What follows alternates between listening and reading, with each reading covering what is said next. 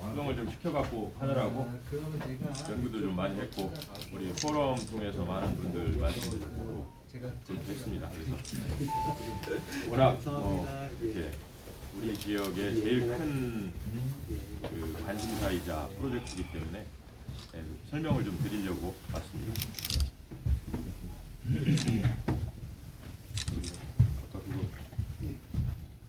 우선 잘 아시겠지만은 노후계획도시 특별법이 통과가 되면서 사실은 뭐 작년에 제가 출판기념회 할 때 그때 당시엔 13개 법안이 발의가 돼 있었는데 그때 여러 가지 정치적인 상황으로 여야가 대립되면서 국토위에서 이게 좀 방치되고 있었는데 그래서 이거 이러다가 법안 폐기되는 거 아니냐 했었는데 이제 총선 앞두고서 통과를 시켰습니다. 그래서 잘 아시는 것처럼 노후계획도시 특별법이 이제 통과돼서 본격적으로 이 관련되는 법안 보완 그리고 시행령 정비 이런 것들이 이어져야 되는데 아직 갈 길은 멉니다만은 어쨌든 물꼬를 텄다 이렇게 말씀을 드릴 수 있겠고요.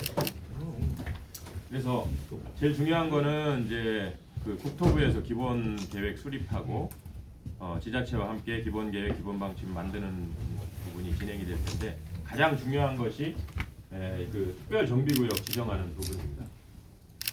법상에 나와 있는 내용인데 특별 정비구역으로 지정이 지정권자는 이제 시장, 그러니까 광역시장이 지정을 하게 되는데 그 특별정비구역 지정을 하게 되면 비로소 이제 이 재건축 재개발이 진행이 될 수 있는 그런 상황이 된다 이렇게 말씀을 드릴 수 있겠고 그 특별정비구역 지정을 통해서 그동안에 이 지역에 이렇게 들이우고 있었던 여러 가지 규제들이 완화 또는 폐지될 수 있는 그런 상황이 됩니다. 그래서 전체적으로 보면은 그동안에 둔산권에서도 일부 아파트는 주민 동의를 상당히 얻어가지고 도전을 했지만 안전진단에서 고배를 마신 적이 있었습니다.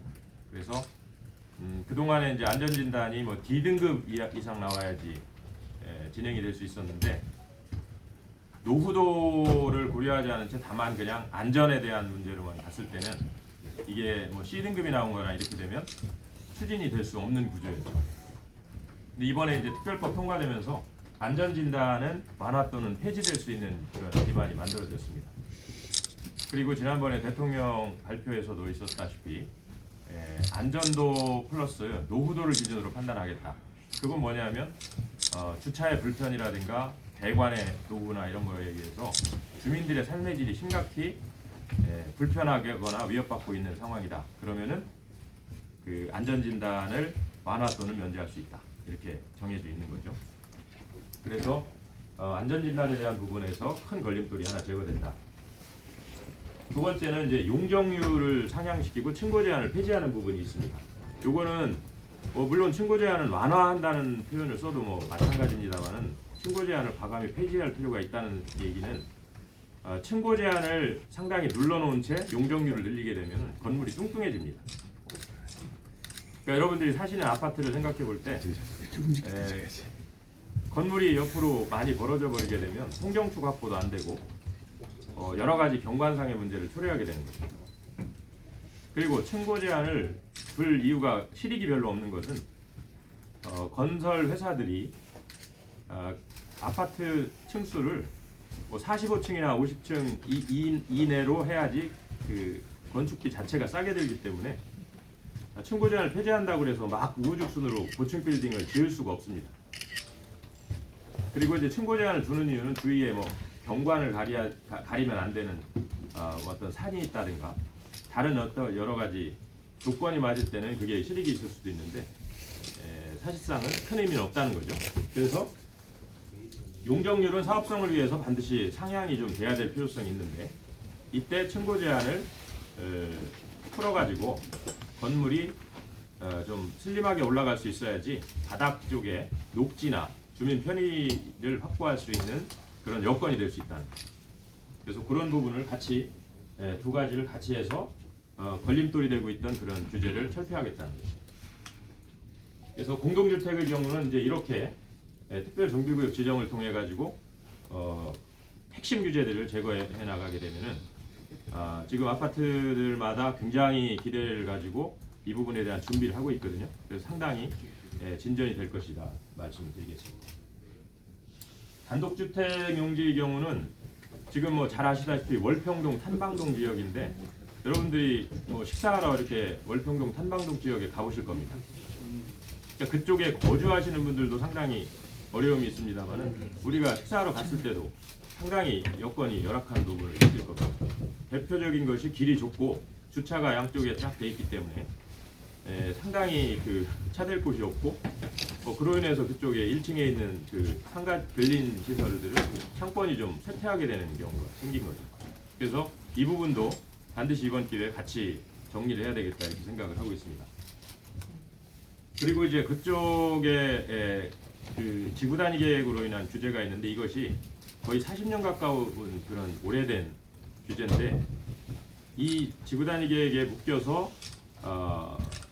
말하자면 주차 대수에서도 그 당시 한 30-40년 전에는 세대당 0.5대 기준이었거든요.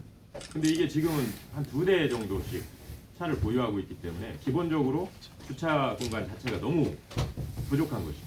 그래서 기본적으로는 지구 단위 계획을 변경하면서 토지를 합병 또는 분할, 근데 합병이 많겠죠. 합병을 할 수 있는 그거를 허용해 줌으로 인해서 현재 그 단독주택 용지의 필지 하나의 면적이 보통 70평 정도 끊어져 있거든요. 이 70평 하나를 단독으로 개발하기에는 재건축을 하기 어렵다는 거죠. 불가능에 가깝죠. 그래서 이것을 뭐 5개면 5개, 10개면 10개 이렇게 해서 필지를 합병해 가지고 주민들이 같이 협의에 의해서 합의가 이루어지면은 공동으로 개발을 할 수 있는 그런 모습으로 진행을 해볼까 하는 생각을 가지고 있습니다.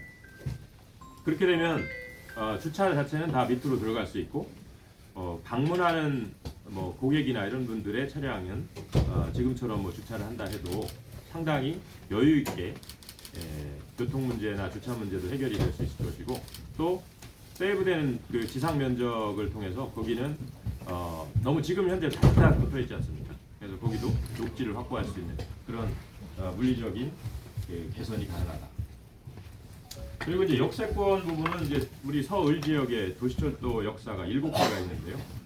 역세권 부분은 입지 규제 최소 구역이라고 해서 그쪽은 이제 용적률이 최대 500%까지 늘릴 수 있는 가능성이 있기 때문에 이 부분은 뭐 여러 가지 사업성에 따라서 아마 진행이 별도로 될 거라고 보기 때문에 크게 나눴을 때 공동주택과 단독주택으로 나눠서 접근을 하겠다 이런 말씀 드리겠습니다. 그리고 기반시설의 경우도 지금 이제 기반시설은 주로 이제 도로, 녹지, 그다음에 학교 이런 부분이 있을 수 있는데 도로는 이 공동주택 여기에 지금 이렇게 해서 용적률 상향되고 해서 사업성이 향상됨에 따라서 해당 부지의 부지를 도로 부지로 내어주면서 일종의 셋백 효과를 노리는 거죠. 그래서 폭원이 도로 폭원이 확장될 수 있는 그런 여건을 만들려고 하는 것이고요. 그리고 이제 추가적으로 가감속차로나 이런 것에 의해서 교통 흐름을 원활하게 이끌 수 있다. 그리고 녹지 부분은 지금 사실은 현재 그 둔산 그권에 공원이 많은데요. 이 부분은 제가 별도로 또 말씀을 좀 드리려고 준비하고 있는데 과거에 보면은 둔산에 있는 공원들을 다 이렇게 한꺼번에 뉴욕의 센트럴 파크처럼 다 묶으려고 하는 시도들이 있었는데 번번이 실패했습니다. 제가 환경녹지국장 2년 하는 동안에 그 문제에 대한 분석을 하고 건축 전문가나 도시계획 전문가들하고 자문을 받아보니까 뉴욕의 센트럴 파크는 장점도 있지만 단점이 굉장히 많다는 것을 알게 됐습니다. 한 군데에 대규모 공원이 있고 나머지에 공원이 없으면 사람들은 그 센트럴 파크에 오기 위해서 대중교통이든 자동차를 타고 오든 하여튼 모여들어야 된다는 거죠. 그리고 밤이 되면 다 자기 지역으로 가서 집으로 들어가기 때문에 이 가운데가 공동화되는 거죠. 밤이 되면 뉴욕 센트럴파크 굉장히 위험한 부분도 있고 그런 부분 때문에 사실은 도시 설계가 도시계획적으로 잘 되려면 녹지는 분산되어 있는 것이 맞다는 것이죠. 다만 그 안에 규모의 차이는 있을지언정 예를 들어 샘머리 공원이 제일 크죠. 다른 공원들이 다 자기 아파트 옆에 있는 것이고, 그래서 근린 시설, 근린 공원이라고 하는 거잖아요. 그래서 그런 공원들을 특성화시켜서 잘 리모델링을 시켜줄 필요성은 있지만, 그것을 물리적으로 연결하기 위해서 대규모 토목공사를 통해서 언더패스를 여러 개를 만든다든가, 위에 오버브리지를 막 연결시켜서 수천억을 쓰는 부분은 그동안 과거에도 그런 시도들이 공약화했다가도 실패했던 경험이 있습니다. 그래서 그 부분은 뭐 제가 별도로 따로 말씀을 드릴 텐데, 공원 녹지에 대한 부분은 그 근린시설 기존에 있는 것들을 잘 활용하되, 아파트가 슬림하면서 위로 올라가면서 그 바닥에 지금 새로 짓는 다른 아파트들처럼 공원과 녹지나 이런 것들이 충분히 단지 내에서도 확보될 수 있는 그런 변화가 있을 겁니다. 그래서 큰 틀에서는 이 특별정비구역을 설정하는 것이 가장 중요하고, 그리고 이제 전국적으로 일기 신도시가 여러 개가 있기 때문에 특별정비구역 설정을 한 이후에 가장 먼저 선도적으로 사업을 추진할 수 있는 선도지구 설정하는 부분이 있습니다.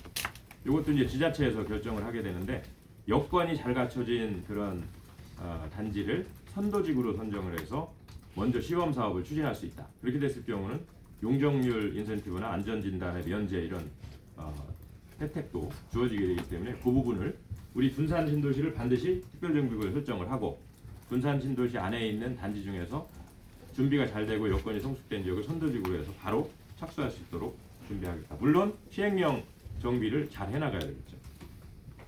그래서 뭐 여기 지금 잘 아시는 내용인데, 둔산지구 현황이 보면 이쪽 여기 이제 그러니까 공동주택 지역이 이렇게 있고, 이쪽 이런 지역은 다 지금 단독 아까 말한 요 지역이죠.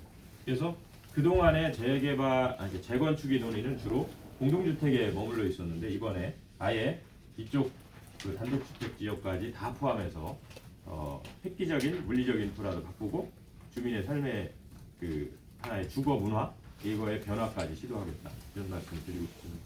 그래서 여기 보시면 지금 현재가 이렇게 되어 있습니다. 그래서 이 아파트가 지금 어떻게 보면 판상형 아파트들이 성냥갑처럼 이렇게 서 있는 구조인데, 이것이 그 한 30년 전에는 일상적인 아파트 구조였죠. 최근에 이런 모습이죠. 최근의 아파트들은 이렇게 짓지 않습니다. 그래서 현재 이런 어떤 모습을 앞으로 통합 정비를 통해서 개발이 되게 됐을 경우에는 이런 식으로 지금 이 구조와 상당히 다른 모습을 보이고 있죠. 이런 모습과 이 모습은 상당히 다른. 이건 뭐 예시입니다만은 이런 식으로 해서 결국은 그러니까 둔산 자체가 굉장히 땅값이 비싸고 굉장히 선호되는 지역이기 때문에 밀도를 높이는 것은 불가피하다는 것이죠. 그래서 밀도를 높이되 아까 말씀드린 것처럼 용적률을 상향하고 층고를 높여가지고 밑에 아래쪽에 있는 녹지나 여러 가지 공간적인 그런 메릿을 확보할 수 있다. 그렇게 말씀을 드릴 수 있겠습니다. 그래서 이 정도 말씀을 좀 드리고요. 용적률은 지금 현재 허용 용적률이 200에서 250% 정도 되는데, 보통 한 30% 정도에 머물고 있습니다. 그래서 이번에 요 평균 용적률이죠. 223.9%. 요 정도 나오고 있는데, 용적률을 상향시킬 필요가 있다고 하는 것은 아까 말씀드린 역세권 말고는 한 350에서 400% 정도 범위 내에서 그 각각 단지마다 여건들이 좀씩 다르기 때문에 그거는 사업성을 봐가면서 아마 이 범위 내에서 아마 용적률이 설정될 수 있을 것이다. 그래야 사업성도 있고 이런 유형의 개발이 가능하다, 이렇게 말씀을 드릴 수 있겠습니다. 그래서 이 부분은 일기 신도시가 지금 전국적으로 뭐 일산 잘 아시는 일산, 분당, 산본 등등 수도권에 있는 그런 일기 신도시들을 포함해서 전국적으로 여러 개가 있는데, 우리 둔산 신도시의 경우도 뭐 대표적인 그 시기에 같이 개발된 신도시고, 특히 정부 청사가 위치하고 있기 때문에 이 지역을 특별정비구역으로 지정받아서 빠르게 진행할 수 있는 충분한 명분을 갖추고 있다, 이렇게 보고 있습니다. 그래서 이 부분을 제가 끝까지 아주 그 집요하게 추진해 나갈 계획이다, 이런 말씀을 드리겠습니다. 뭐 제 말씀은 이 정도로 말씀드리겠고요. 혹시 궁금하신 점 있으시면 말씀해 주시면.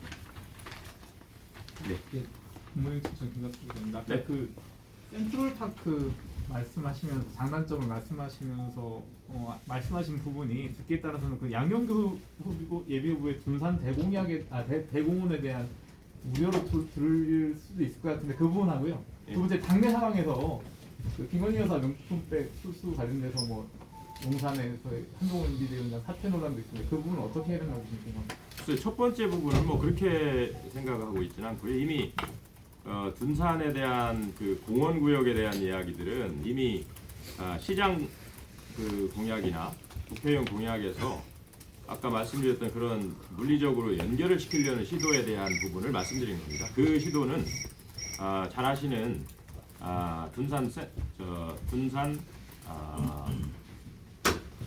센트럴파크 공약 뭐 그런 것들, 그다음에 예전에 아트브릿지 공약 이런 것들이 아주 초단기간 내에 검토돼서 폐기됐던 기억이 있지 않습니까?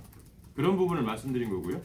지금 뭐 저는 제 공약이나 제 사업에 몰두하고 있기 때문에 뭐 다른 경쟁 후보라든가 다른 분들에 대한 그걸 겨냥해서 하는 말씀은 아니다 이런 말씀드리겠고, 그 부분이 아마 만약에 제가 정확히 살펴보진 않았습니다만은 물리적으로 공원을 다 어떤 다른 구조물이나 이런 걸 통해서 연결시키려고 한다면 그 부분은 좀 과거의 사례들이 보여주듯이 성공할 가능성이 없다 이런 말씀을 좀 드리겠습니다. 그리고 예산을 배분하는 측면에서도 제가 기조실장 뭐 부시장 잘 아시다시피 오래 하면서 그런 유형의 돈을 예를 들어 지하차도 하나 파는데 돈이 얼마입니까? 적어도 500억 이상 들거든요. 교통 체증 생겨가면서. 그러면은 과연 이것이 그거 한 3개만 해도 한 2천억 듭니다. 2천억을 들여가지고 그 위에 조금 얼마 안 되는 부분이 서로 연결된다는 것인데 그게 가성비가 있을까?